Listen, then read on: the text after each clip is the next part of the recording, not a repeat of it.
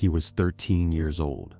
His mother was crumpled on the floor of Kensington Palace, broken by a loveless marriage and the cold machinery of duty. That night, young Prince William didn't just comfort her. He made a secret vow that would one day reshape the monarchy itself, a vow to protect the woman he would love in ways his father never protected Diana, a vow that would change royal history forever. Now you will hear a dramatized reflection, inspired by the emotions, relationships, and public struggles behind this chapter of royal history.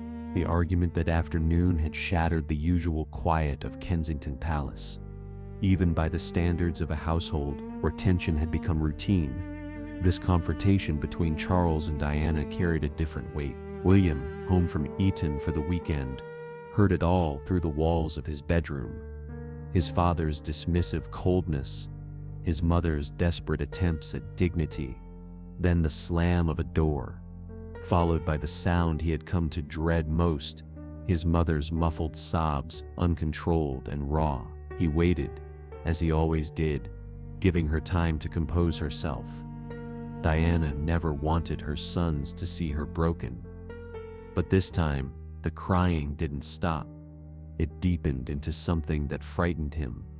The sound of someone who had finally reached the end of endurance. William found her in her private sitting room, still wearing the elegant suit from a morning engagement, her careful makeup streaked beyond repair. She hadn't heard him enter. She was somewhere else entirely, lost in a darkness that had been building for years. He knelt beside her without speaking. At 13, William already possessed unusual emotional intelligence, a sensitivity inherited from his mother, but sharpened by years of watching her suffer. He simply held her while she shook with grief. They stayed that way for a long time, mother and son on the carpet of a palace room, while outside the building tourists photographed the gates and imagined fairy tales. When Diana finally steadied, she tried immediately to apologize, to dismiss it as nothing more than a difficult day, but William stopped her with a directness that surprised them both. He told her quietly that he knew about Camilla. He knew his father had never truly loved her. He knew the palace wanted her to disappear quietly into obscurity. He knew she was trapped, suffering, alone. He had been watching for years, piecing together truth from overheard conversations, from his father's conspicuous absences, from the way staff looked at his mother with pity they tried to conceal. But no one knew the real consequence of that moment, or what William understood with devastating clarity that afternoon. Diana looked at her 13-year-old son and saw that his childhood had already ended. The institution she had desperately tried to shield him from had already taught him its cruelest lessons about betrayal, duty, and the loneliness of roles you cannot escape. She had failed to protect him from truths she never wanted him to learn so young. The realization broke something fundamental inside her. She had endured everything: the loveless marriage, the public humiliation, the palace's systematic indifference, partly because she told herself she was protecting William and Harry, keeping the family together for their sake. But looking at William's prematurely aged eyes and his still young face, she understood he had been learning all along. Her suffering hadn't protected him, it had educated him in quiet desperation. What happened next would shape everything William would later become. Diana began to speak with an honesty she had never permitted herself before. Not with therapists, not with close friends, not even fully with herself. She told William the truth. She had married Charles believing love could develop after the vows, that duty and happiness could coexist, that being chosen meant being valued. She had been catastrophically wrong. The institution didn't care about happiness or genuine human connection. It cared about continuity, about heirs, about maintaining its ancient machinery regardless of who got crushed beneath its wheels. She had tried to bring warmth and authenticity to a system built on emotional repression. She had failed completely. The institution was stronger than any individual, and it would sacrifice anyone who threatened its survival. Diana told William about the desperate loneliness of being constantly surrounded by staff and security, yet having no one who genuinely cared whether she lived or died. She explained how she had begged for help, for someone in the family to acknowledge she was drowning. They had offered protocol instead. They told her to try harder, be stronger, simply endure. When she couldn't endure silently, they labeled her unstable, difficult, a problem to be managed rather than a person needing support. Diana was telling her 13-year-old son things most mothers would never share with their children. But William wasn't really a child anymore, and she wasn't speaking only as a mother. She was speaking to the future king, to someone who would one day possess the power to change what she couldn't. She told him the system was fundamentally broken, that it destroyed people systematically, that it would try to do to him exactly what it had done to her, teach him to suppress every genuine emotion, to value duty above humanity, to become the role rather than remain a person inhabiting it. She begged him not to let that transformation happen, not to become like his father, performing life's motions while feeling nothing authentic, not to become like his grandmother, so constrained by protocol that compassion became impossible, not to marry someone institutionally suitable whom he didn't genuinely love, repeating the cycle that had destroyed her. Then Diana said something that would echo through William's consciousness for decades. She told him that if he ever found someone he authentically loved, someone who made him feel valued as a person, rather than merely as a prince, he should do whatever proved necessary to protect that person from what she had endured. He should give them time to understand what they were truly entering. He should shield them from the palace machinery's coldest mechanisms. He should choose their happiness over institutional demands, even if it meant breaking every sacred protocol. But no one knew the real consequence of that conversation, or the promise William made in response. He looked at his mother, this woman the world perceived as glamorous and confident, now broken on her sitting room floor, and he made a vow.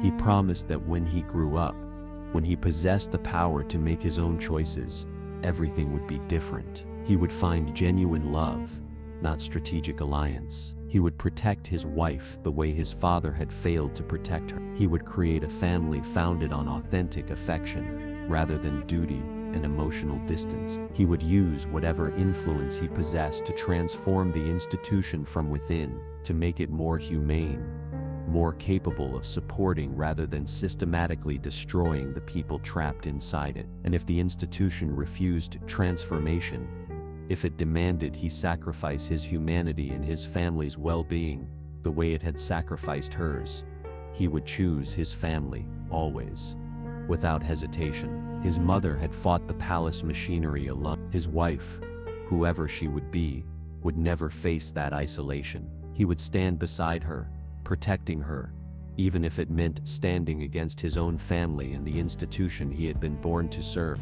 Diana listened to these promises from her barely teenage son, and for the first time in years, she felt something approaching hope.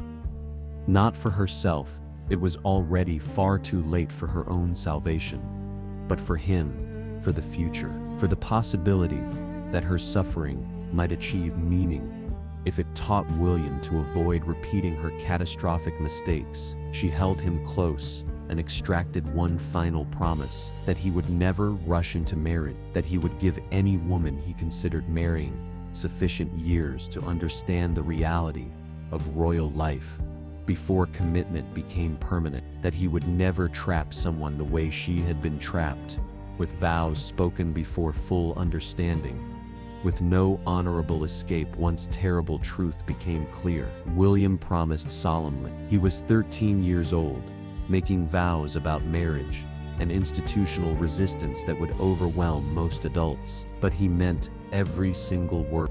What happened next would demonstrate that childhood promises can fundamentally shape adult choices. 2 years after that conversation, Diana died in a Paris tunnel, her life ending while she desperately pursued the private existence the institution had never permitted. William was 15, walking behind her coffin before millions of mourners worldwide, and the promise made in her sitting room transformed into something more profound, a sacred debt, an obligation to honor her suffering by living entirely differently.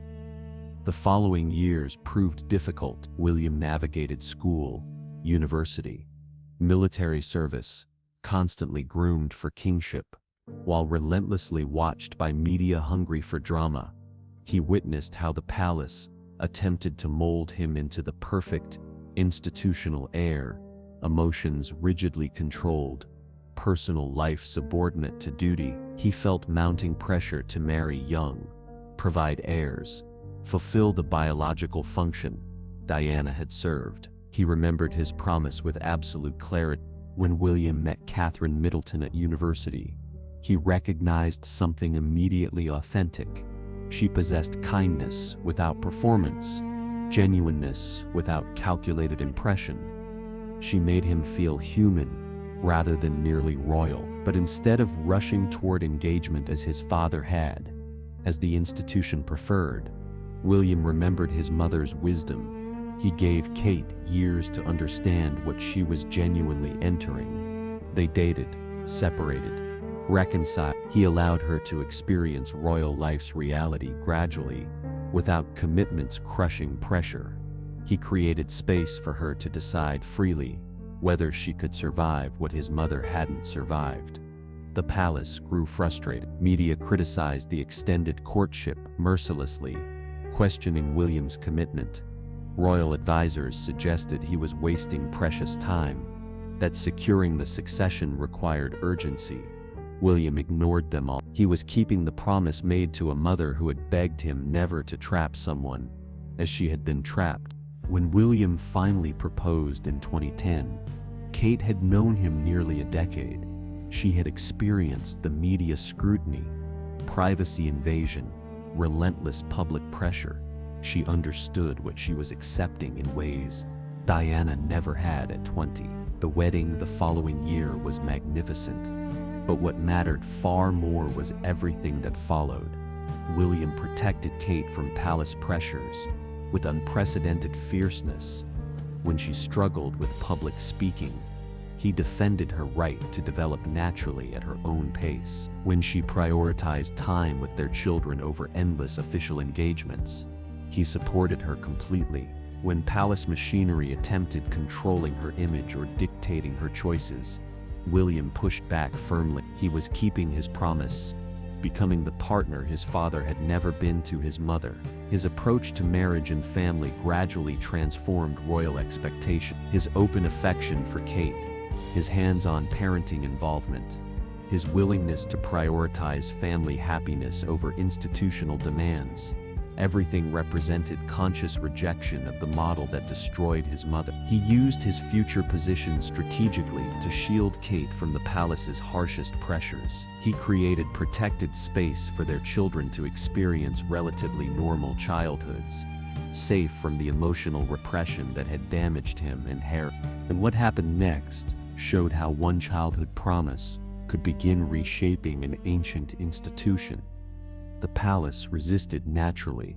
Change always faces opposition from those valuing tradition above humanity. But William possessed something his mother never had.